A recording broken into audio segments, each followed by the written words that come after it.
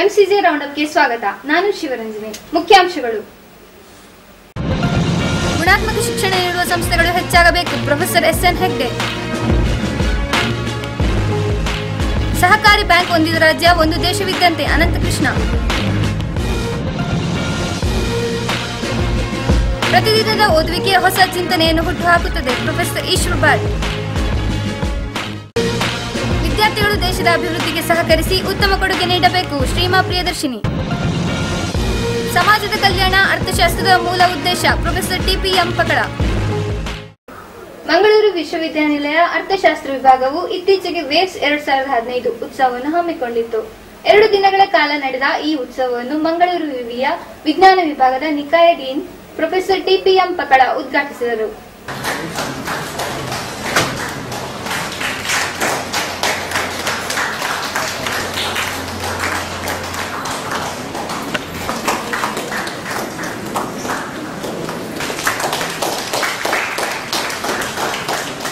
ಕಾರ್ಯಕ್ರಮ ಉದ್ಘಾಟಿಸಿ ಮಾತನಾಡಿದ ಪ್ರೊಫೆಸರ್ ಟಿಪಿಎಂ ಪಕ್ಕಳ, ಅರ್ಥಶಾಸ್ತ್ರವು ವಿಜ್ಞಾನಕ್ಕೆ ಬಹಳ ಹತ್ತಿರವಾಗಿದೆ. ಸಮಾಜದ ಕಲ್ಯಾಣವು ಅರ್ಥಶಾಸ್ತ್ರದ ಮೂಲ ಉದ್ದೇಶ. ಯುವ ಸಮುದಾಯದಿಂದಾಗಿ ಅರ್ಥಶಾಸ್ತ್ರ ಶ್ರೀಮಂತಗೊಂಡಿದೆ ಎಂದು ತಿಳಿಸಿದರು. Economics is a very useful subject because it will study how people make sound choices, learn how to make efficient choices in their own scarce resources and taking optimal decisions. Economics enables you to understand the decision of households, firms and governments based on human behavior, beliefs, structure, constraints and their need. Supply and demand are very important factors in deciding about economic factors in the various fields, including government. ಕಾರ್ಯಕ್ರಮದಲ್ಲಿ ಮಂಗಳೂರು ವಿವಿ ಕಲಾ ವಿಭಾಗದ ಮುಖ್ಯಸ್ಥ professor K Chinnappa Gowda ಮಾತನಾಡಿ, ವಿದ್ಯಾರ್ಥಿಗಳು ಬದುಕಿಗೆ ಅರ್ಥ ನೀಡುವ ಆಲೋಚನೆಗಳನ್ನು ತಂದುಕೊಳ್ಳಬೇಕು. ಸೋಲು ಅವಮಾನ ಅಲ್ಲ, ಅದು ಗೆಲುವಿನ ಮೆಟ್ಟಿಲು. ಇಂದಿನ ವಿದ್ಯಾರ್ಥಿಗಳು ಅನುಭವದ ಕೊರತೆಯಿಂದ ಬಳಲುತ್ತಿದ್ದಾರೆ. ಸೋಲಿನಿಂದಲೂ ಅನುಭವ ಪಡೆದುಕೊಳ್ಳಬೇಕು. ಕನಸುಗಳನ್ನು ಕಾಣುವುದು ಮುಖ್ಯ. ಕನಸುಗಳು ಆಲೋಚನೆಗಳ ವಿಶಿಷ್ಟ ಅಲೆಗಳನ್ನು ಸೃಷ್ಟಿಸುತ್ತವೆ ಎಂದರು.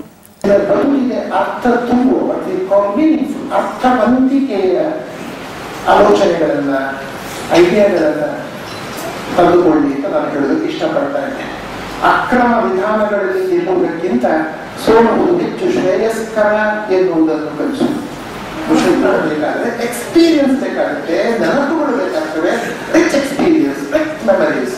I think this kind of festival certainly provide you with rare opportunity to mix with people, to mix with your friends, how to communicate, how to convince.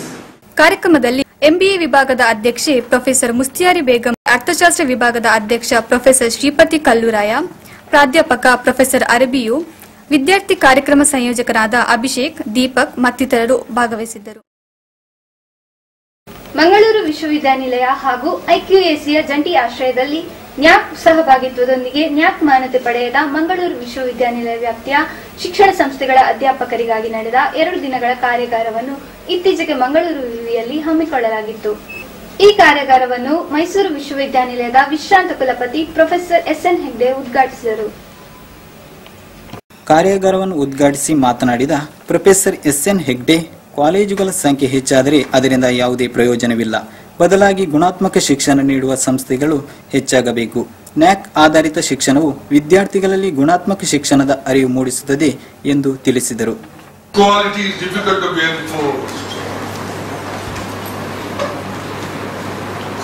is very difficult to be imposed.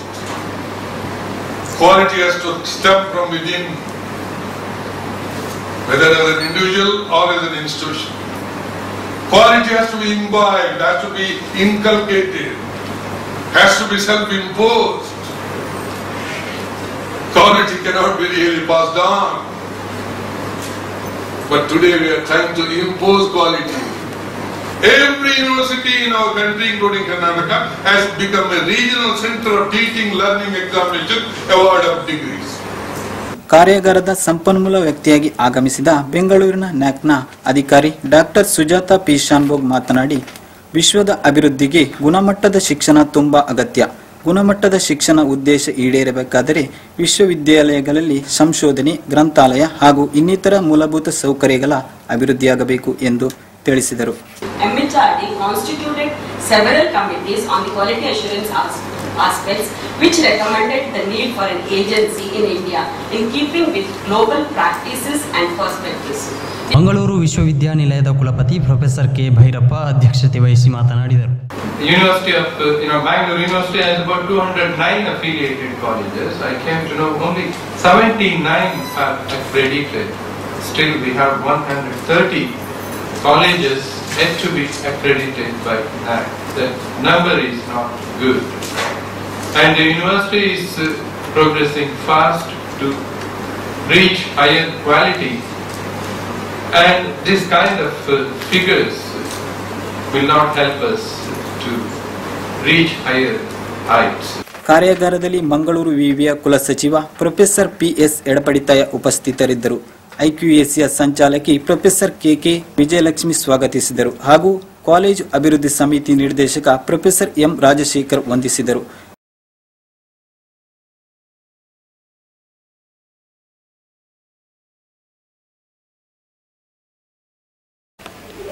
Mangaluru ವಿಶ್ವವಿದ್ಯಾನಿಲಯದ ಭೌತಶಾಸ್ತ್ರ ವಿಭಾಗವು ಪ್ರತಿ ವರ್ಷದಂತೆ ಫಿಸಿಕಾ 2015 ಎಂಬ ಉತ್ಸವವನ್ನು ಇತ್ತೀಚೆಗೆ ಹಮ್ಮಿಕೊಂಡಿತ್ತು. ಮಂಗಳೂರು ವಿಶ್ವವಿದ್ಯಾನಿಲಯ ರಸಾಯನಶಾಸ್ತ್ರ ವಿಭಾಗದ ಪ್ರೊಫೆಸರ್ ಈಶ್ವರ್ ಭಟ್ ಕಾರ್ಯಕ್ರಮವನ್ನು ಉದ್ಘಾಟಿಸಿದರು.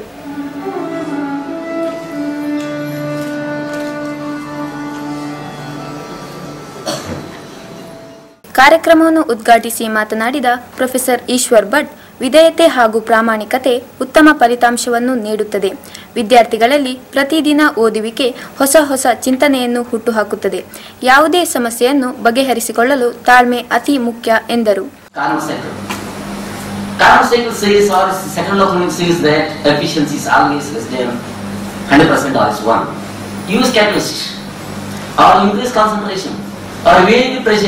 Like that, so that second can be brought to the first, or third can be brought to the first. Likewise, the conducive environment should be modified, so that definitely we can say that two can get first prize. Man proposes, God disposes, but now it is reverse. Man disposes, God proposes. It is true also. So many cases I have seen. If you are taught, have the habit of reading newspaper early in the morning. Why I am telling this is, nowadays, present day generation do not have the habit of getting early in the morning. ಕಾರ್ಯಕ್ರಮದ ಅಧ್ಯಕ್ಷತೆ ವಹಿಸಿದ್ದ ಭೌತಶಾಸ್ತ್ರ ವಿಭಾಗದ ಅಧ್ಯಕ್ಷರಾದ professor KB Vinay Kumar ಮಾತನಾಡಿ, ವಿದ್ಯಾರ್ಥಿಗಳಲ್ಲಿರುವ ತಲ್ಲೀನತೆ, ನಿಷ್ಠೆ, ಪ್ರಾಮಾಣಿಕತೆ ಅವರನ್ನು ಯಶಸ್ಸಿನತ್ತ ಕೊಂಡೊಯ್ಯುತ್ತದೆ. ಪರಿಶ್ರಮವು ನಮ್ಮಲ್ಲಿ ತನ್ನಿಂತಾನೇ ಆತ್ಮವಿಶ್ವಾಸವನ್ನು ಬೆಳೆಸುತ್ತದೆ. ಸೋಲು ಎಂಬುದು ಪ್ರತಿಯೊಬ್ಬರಿಗೂ ಸಹಜ. ಅದನ್ನು ಮೆಟ್ಟಿ ನಿಂತು ಮುನ್ನಡೆಯುವುದು ಮುಖ್ಯ ಎಂದರು. Dedication, sincerity and hard work has to be there. It may not pay you in the short run. So it takes time. So it takes time for people to recognize that confidence comes from the perseverance, from hard work. And so once you put in that hard work, that confidence naturally comes to you. Mangaluru ವಿಶ್ವವಿದ್ಯಾನಿಲಯದ ಭೌತಶಾಸ್ತ್ರ ವಿಭಾಗದ doctor Devendrappa ಸ್ವಾಗತಿಸಿದರು. ಮಂಗಳೂರು ವಿಶ್ವವಿದ್ಯಾನಿಲಯದಲ್ಲಿ ಇತ್ತೀಚೆಗೆ CE Kamath ಸ್ಮಾರಕ ದತ್ತಿ ಉಪನ್ಯಾಸ ಕಾರ್ಯಕ್ರಮ ಏರ್ಪಡಿಸಲಾಗಿತ್ತು. ಈ ಉಪನ್ಯಾಸ ಕಾರ್ಯಕ್ರಮದಲ್ಲಿ ಮೇಕ್ ಇನ್ ಇಂಡಿಯಾ ಅಭಿಯಾನದಲ್ಲಿ ಭಾರತೀಯ ಬ್ಯಾಂಕ್ಗಳ ಪಾತ್ರ ಎಂಬ ವಿಷಯದ ಕುರಿತು ಉಪನ್ಯಾಸ ನಡೆಯಿತು. ಕಾರ್ಯಕ್ರಮದಲ್ಲಿ ಕರ್ನಾಟಕ ಬ್ಯಾಂಕ್ನ ನಿರ್ದೇಶಕ ಅನಂತಕೃಷ್ಣ ಮಾತನಾಡಿ, ಸಿಇ ಕಾಮತ್ ರವರು ಬ್ಯಾಂಕ್ ವೃತ್ತಿಯಲ್ಲಿ ಹೆಸರನ್ನು ಗಳಿಸಿದವರು. ಇವರು ಸಹಕಾರಿ ಬ್ಯಾಂಕ್ನ ನಿರ್ದೇಶಕರಾಗಿದ್ದ ಸಂದರ್ಭದಲ್ಲಿ 22 ಸಹಕಾರಿ ಬ್ಯಾಂಕ್ಗಳು ಕಾರ್ಯನಿರ್ವಹಿಸುತ್ತಿದ್ದವು. ಈಗ ಕೇವಲ 5 ಸಹಕಾರಿ ಬ್ಯಾಂಕ್ಗಳು ನಮ್ಮ ರಾಜ್ಯದಲ್ಲಿ ಕಾರ್ಯಾಚರಣೆಯಲ್ಲಿದೆ. ಯಾವ ರಾಜ್ಯ 4 ಸಹಕಾರಿ ಬ್ಯಾಂಕ್ಗಳನ್ನು ಹೊಂದುತ್ತವೆಯೋ ಆ ರಾಜ್ಯ ಒಂದು ದೇಶವಿದ್ದಂತೆ ಎಂದು ಹೇಳಿದರು.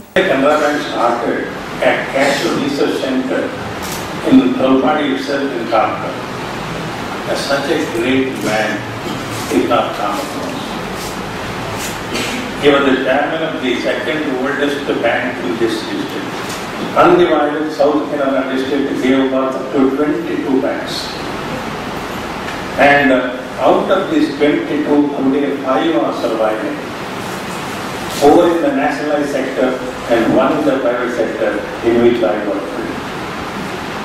The 4 nationalized banks are Canara Bank, Syndicate Bank, Vijaya Bank and Corporation Bank. You will be surprised to know that no other city in this country has given 4 nationalized banks to the country.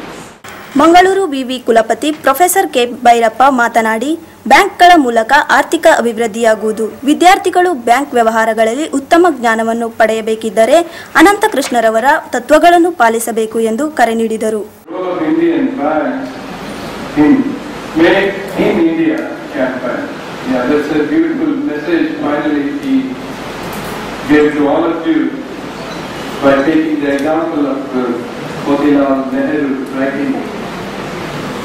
A letter to his granddaughter, like Madam Indira Gandhi, the 2 categories of people, one to work hard and the other category to get a credit. And the speaker said, choose the first one because there is less competition. Yes, definitely there are people who always try to have, try to get the credit even without doing anything. There the competition is very high.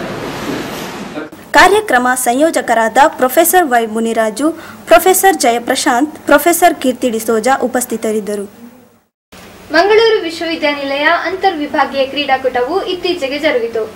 ಅಂತಾರಾಷ್ಟ್ರೀಯ ಕ್ರೀಡಾಪಟು ಶ್ರೀಮಾ ಪ್ರಿಯದರ್ಶಿನಿ ಕ್ರೀಡಾಕೂಟಕ್ಕೆ ಚಾಲನೆ ನೀಡಿದರು.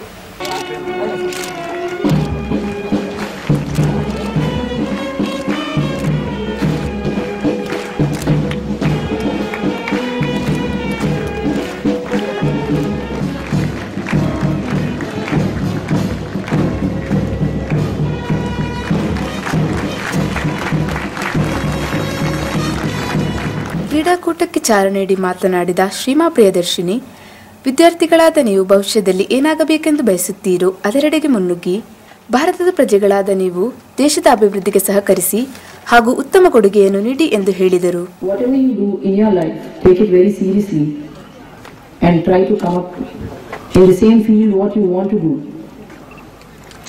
Don't try to divert your mind just because somebody else is telling, just because your parents are telling, just because your family is telling. You do what you want, and if each one of you try to make up India's name somewhere in this world, I think India will stand somewhere in the first 5 positions as of now where it is. ಕಾರ್ಯಕ್ರಮದ ಅಧ್ಯಕ್ಷತೆಯನ್ನು ವಹಿಸಿದ್ದ ಮಂಗಳೂರು ವಿಶ್ವವಿದ್ಯಾನಿಲಯದ ಕುಲಸಚಿವ professor PS Edapadithaya ಮಾತನಾಡಿ, ವಿಶ್ವವಿದ್ಯಾನಿಲಯದಲ್ಲಿ ಕ್ರೀಡೆಗೆ ಹೆಚ್ಚಿನ ಪ್ರೋತ್ಸಾಹ ಸಿಗುತ್ತಿದೆ. ಏಕೆಂದರೆ ವಿವಿ ಕುಲಪತಿ ಪ್ರೊಫೆಸರ್ ಕೆ ಭೈರಪ್ಪ ಕ್ರೀಡೆಯಲ್ಲಿ ಹೆಚ್ಚಿನ ಆಸಕ್ತಿ ಹೊಂದಿದವರು. ಈಗಾಗಲೇ ಕ್ರೀಡಾ ಅಭಿವೃದ್ಧಿಗಾಗಿ ಮಂಗಳೂರು ವಿಶ್ವವಿದ್ಯಾನಿಲಯ ಸಾಕಷ್ಟು ಕ್ರಮಗಳನ್ನು ತೆಗೆದುಕೊಂಡಿದೆ ಎಂದು ಹೇಳಿದರು. ಮಂಗಳೂರು ವಿಶ್ವವಿದ್ಯಾನಿಲಯಕ್ಕೆ ಈ ಕ್ರೀಡೆ ಮತ್ತೆ ಸ್ಪೋರ್ಟ್ಸ್ಗೆ ಬಹಳ ಉತ್ತೇಜನ ಸಿಗುವಂತಹ ದಿನಗಳು ಬಂದಿವೆ. ಯಾಕಂತಂದ್ರೆ ಈಗಿರುವಂತಹ ಸನ್ಮಾನ್ಯ ಗೌರವಾನ್ವಿತ ಕುಲಪತಿಗಳಾದ ಪ್ರೊಫೆಸರ್ ಕೆ ಭೈರಪ್ಪನವರು ಕ್ರೀಡೆಯಲ್ಲಿ ಬಹಳ ಆತ್ಮವಿಶ್ವಾಸ, ಪ್ರೀತಿ, ಗೌರವ ಇಟ್ಟುಕೊಂಡವರು. ಇದರಿಂದಾಗಿ ಅವರ ಮಾರ್ಗದರ್ಶನದಂತೆ ಮತ್ತೆ ಡಾಕ್ಟರ್ ಕಿಶೋರ್ ಕುಮಾರ್ ಸಿಕೆ ಅವರ ತಂಡದ ಸಹಕಾರದಿಂದ ಯೂನಿವರ್ಸಿಟಿ ಗ್ರಾಂಟ್ಸ್ ಕಮಿಷನ್ ಇಂದ ಈಗಾಗಲೇ 2.4 ಕೋಟಿ ಬಿಡುಗಡೆ ಆಗ್ಲಿಕ್ಕಿದೆ. ಈ ಮೀಟಿನ ಮೂಲಕ ನೀವೆಲ್ಲರಿಗೂ ಒಂದು ಸಂದೇಶ ನೀಡ್ತೀರಿ. ಏನು ಅಂತ ಹೇಳಿದ್ರೆ, ಪ್ರತಿಯೊಬ್ಬ ಫಿಸಿಕಲಿ ಫಿಟ್ ಆಗಬೇಕು, ಹೆಲ್ದಿ ಆಗಿರಬೇಕು, ಸ್ವಚ್ಛ ಆಗಿರಬೇಕು ಅಂತಾದ್ರೆ ಪ್ರತಿನಿತ್ಯವೂ ನಾವು ನಮ್ಮ ದೇಹಕ್ಕೆ ಹಿತಮಿತವಾದ ದಂಡನೆಯನ್ನು ನೀಡಬೇಕು. ಕ್ರೀಡಾಕೂಟದಲ್ಲಿ ವಿಶ್ವವಿದ್ಯಾನಿಲಯದ ವಿವಿಧ ವಿಭಾಗಗಳ ವಿದ್ಯಾರ್ಥಿಗಳ ಪಥಸಂಚಲನವು ಮುಖ್ಯ ಆಕರ್ಷಣೆಯಾಗಿತ್ತು.